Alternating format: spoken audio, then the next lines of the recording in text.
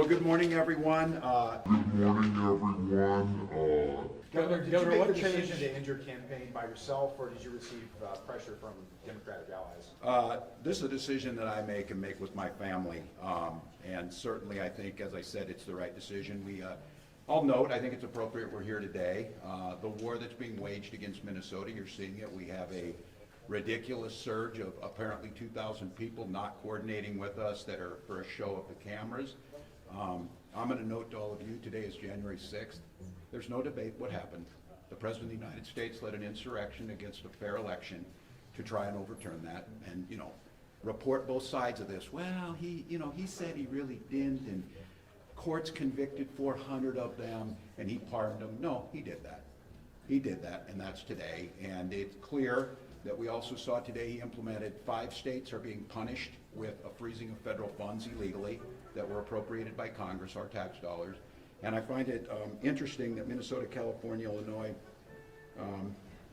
and New York were taking that. The interesting thing is the biggest fraud trial in the country is taking place in Mississippi today with $100 million of welfare fraud.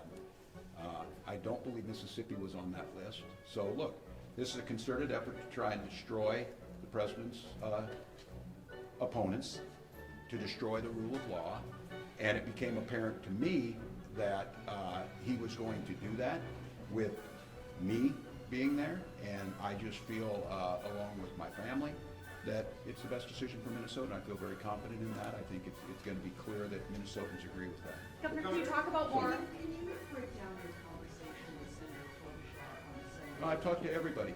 If you break down specifically the conversation with her, did you recommend that she consider running? I spoke was it with- your first conversation? I spoke with all of the delegation, let them know. I spoke with a lot of key allies. I spoke with my family, and just let them know that this is what we were going to do. And Senator Klobuchar was one of those conversations. I think that we have a very deep bench. It's very clear to me. Again, I would mention this, that again, none of the people running for governor of Minnesota voted for this program. None of the folks running for governor condemned January 6th. And none of the people, the Republicans running for governor, had the damn common decency to Melissa and Mark's children have asked them to stop doing what they're doing, the president. The question I would ask all of you is, you need to ask those people running for governor if they would ask the president to please stop attacking the Hortman children and telling lies about this. And so I am very confident a Democrat's going to win this. My conversation with Senator Klobuchar was the same conversation I've had with many others. Governor, there's been the constant drumbeat coming from Washington, from the White House to many of the different departments in Washington, talking about fraud and talking about you. What was the one thing that you heard that said, this is why I've got to step out? Was it that constant drumbeat coming at you, or was it more of a personal decision? No, I think it's a personal decision. It's effectiveness. I never took this job to be governor. I took the job to pass things like paid family medical leave. I took this job to get our children food. I took this job, and what I'll continue to do for a year is I will protect every single person in this state. And I had an announcement to them on our LGBT community, especially our trans community. Stay the hell out of Minnesota for the folks who want to hassle those people. These are our neighbors. So for me, it became, if I can be as effective doing that, and it's clear, look, I don't think any governor in history has had to fight a war against the federal government every single day, and now it's reaching down into our commissioners. And look, what Donald Trump tweeted the other night, put the Hortman children's at risk. They have to look at security. Put my family at risk again. What he's doing to the Somali community is absolutely unconscionable. And at some point in time, this is about, I don't know what it is. Whatever it is, I bug the crap out of Donald Trump. I would argue it is because I believe in public service. I've not enriched myself in office. I treat people with dignity. I agree to compromise with people. And the attacks on Minnesota are far beyond me, and it's hurting Minnesota. Here's what I have full confidence in, is Republicans are going to lose races up and down the ticket. Because where is their plan on health care as health care prices doubled? Where is their plan to push back on the president? Again, for God's sakes, the children of a murdered speaker, and they can't speak up and say, Mr. President, this is wrong, stop it. And you write a story that one retired legislator said it and one member. How can you not have every single one of them saying this is wrong? And I'm going to fight this without having to spend any time worrying about the politics of this. I'm going to fight it, making sure that Minnesotans are cared for. I'm going to fight it by doing the respect that we should have for rule of law. So I just think all of you see this, it is just going to be relentless. Why 2,000 folks? What are they coming, do they want to coordinate with us? You saw a U.S. attorney stand up, which was would have been let go by any other administration, speculating about things with no factual information. That's defamation. And that's coming from the U.S. attorney. We are under assault like no other time in our state's history because of a petty, vile administration that doesn't care about the well-being of Minnesotans. My job is to protect the well-being of Minnesotans. So the good news on this is Republicans are sure they're going to lose the governor's race dramatically. That's fine by me. I don't care who sits in this seat as long as it's not one of them who hurt Minnesotans. I care that it's somebody who understands and respects this office. Governor. You just talked about the danger. Your Yeah. daughter gave an interview talking a little bit about the danger. Was there any part of the governor that thought when you were making this decision, did it cross your mind that not by any nature of what you've done, but just because of you being you and being the target, that people's lives were in danger, Yes. whether they be, so you felt that danger Yes. for Sophie Call and other, that Yes. danger is a decision. Yes, and then for our Somali community, yes. Look, I'm on the list because whatever it is, they hate us. I may be on the list because of last fall, I may be on the list for whatever reason. But yes, that's exactly what it is. And look, I don't know how you spin the story other than him pushing that conspiracy theory. You don't have to listen to me. The Hortman children told you that. We shouldn't have to be talking about them. Respect their privacy. We just attended a wedding, which was a joyous day, with 2 empty seats from someone who was murdered. But, you know, there's rumors out there and all this. That is frickin' evil. And every one of you in this room knows it's evil. And that type of hate and those types of threats that are actionable, yes. And look, I'm concerned for my family, but I've got a little bit of protection now. My family, not so much. But what about Somali immigrants who are minding their own business?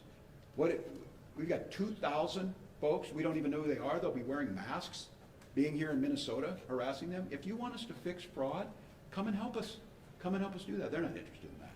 Governor, have you given any thought to what's next for you after you leave office? No. You're only going to be 62. No, I know. I'm gonna run some more marathons. I'm gonna defend my turkey trot title. I don't know if I told you all that I won my age group in the turkey trot. Look, I got a year of work to do here. I think it will be the most challenging year, and that includes probably COVID, because I caution Minnesotans, this is gonna worse before it gets better. Everybody here knows, you will be nonpartisan and you will be fair in this, but the vast majority of the country knows this is because Donald Trump's in trouble. The Epstein files need to come out. The economy's sinking. We're fighting a war in Venezuela. I will tell you one thing on this, that today, people in Minnesota, the work that we did and the bill that I signed makes their life a lot better. And I would ask those folks who think Donald Trump's doing the right thing, do you think not getting paid family leave and fighting the war in Venezuela has improved your life? Because if it is, I don't know what I can say to you to help you vote for something, but that's where it's gonna go. For me, I'm gonna do this work. To be candid with you, what I'm really good at is I'm a really good geography teacher. And I think that's something where I would find the joy in getting back in there, trying to teach, do the things that you want to do. Governor, Last one here. has the Optum fraud report come back to office yet? Or when- Not analyzed yet. The one I got today, and I'll tell you just as a heads up on this, we got the Axdale report back on Capitol Security, and that's my next step on this. And I do want to kind of preview a little bit here. If Republicans think that I'm not coming to make us more safe around guns, they are sadly mistaken. They are going to take votes on protecting our children, or they're not going to get anything else done. When that report comes back, that will give us, I think, some idea where we're going. I'm excited to see and hopeful what Tim O'Malley's going to see. I think you're seeing this. I feel pretty confident right now that the plan on how to get there is getting pretty well laid out. I think the gap analysis of where there were gaps is pretty well there.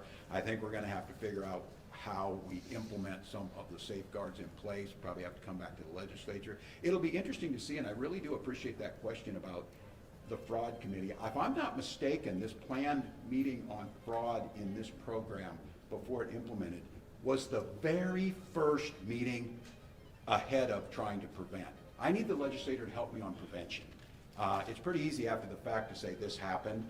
They're really good at that. They're not so good on the front end, so I think that would be good. But I just want to say again to all of you, incredibly grateful. I'm gonna make note of this. I had my team verify this.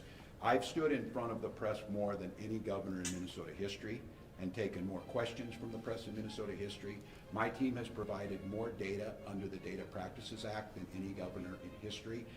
And I'm going to preview for you now and I would ask all of you for the help on this. It seems absolutely outrageous and a gap to me. The only people who aren't subject in state government to data practices are the legislature. And we've had a pedophile in the state Senate that we got no information about. We have credible accusations of one Republican representative against another Republican representative that they committed fraud. We have a requirement that the House run an audit, which they did not do. You are the gatekeepers on this. Demand that there's data practices, and if they have emails showing that I have committed fraud, you should get those. Why aren't they putting them out there? Why aren't they turning them over to prosecutors? And right now, they are hiding behind a veil of innuendo. They're protecting the biggest fraudster in the White House. They are unwilling to acknowledge that January 6th was an insurrection. They are unwilling to stand with Melissa Hortman's children. And I want to tell you this, for those legislators who went and shed crocodile tears at her funeral, shame on you. Shame on you. Her children are asking you to do one thing in her name. It's to tell the president to stop doing this. That shouldn't be that difficult. So look, for Republicans here, I have more energy than I've ever had. I am committed to this state more than I've ever been. I love this state with every fiber of my being. I believe we are the best state. Have I been perfect in this? God dang no. I wasn't perfect as a teacher. I wasn't perfect as a coach. I wasn't perfect as a soldier, but I was pretty damn good at all those things. And I am committed to getting this right. And I will tell you what, if they think now, I mean, game's over for them now. It was all me. I was the bad guy or whatever. Well, put up or shut up now and tell us what you're going to do to make this state better. Answer these tough questions. Quit hiding behind this and expect for the next 11 months for me to ride you like you've never been ridden, to make sure that you're doing your job. I'm asking for your help. We need data practices with the legislature right now. You need to expect to get every one of my emails just like you have when you ask for them. Every one of my commissioners, you should be able to ask for those, which you can do, and we need to do that. Here's the thing that I'm going to ask all of you is, Republicans want to tear this state down. Republicans want to tell you it's too dangerous to walk down the streets. Republicans want to tell you there's nothing good comes out of Minneapolis, St. Paul. Republicans want to tell you everybody with brown skin is stealing money or that they're not welcome here. They want to do nothing to improve this state. Their idea of improving this state is being a parrot for Donald Trump, agreeing to everything that he agreed with. Well, here's what I'm going to tell you. It ain't happening. I'm not going anywhere. And you can make all your requests for me to resign over my dead body. Will that happen? I will fight this thing till the very end to make this state better. And the question that I think they need to decide is when did the guy in the White House resign? When does he take accountability for what he did? Because it isn't going to happen here in terms of us shying away from making the state better. So you'll get to see me more. The good news is on this is that I got no election to look forward to. I've been in front of you. I'll call on who I want to call on, and I'll watch what the press gets written, and we'll make sure that in this state there's full accountability for everybody. Because buck stops with me. I'm accountable for this. And because of that accountability, I'm not running for office again.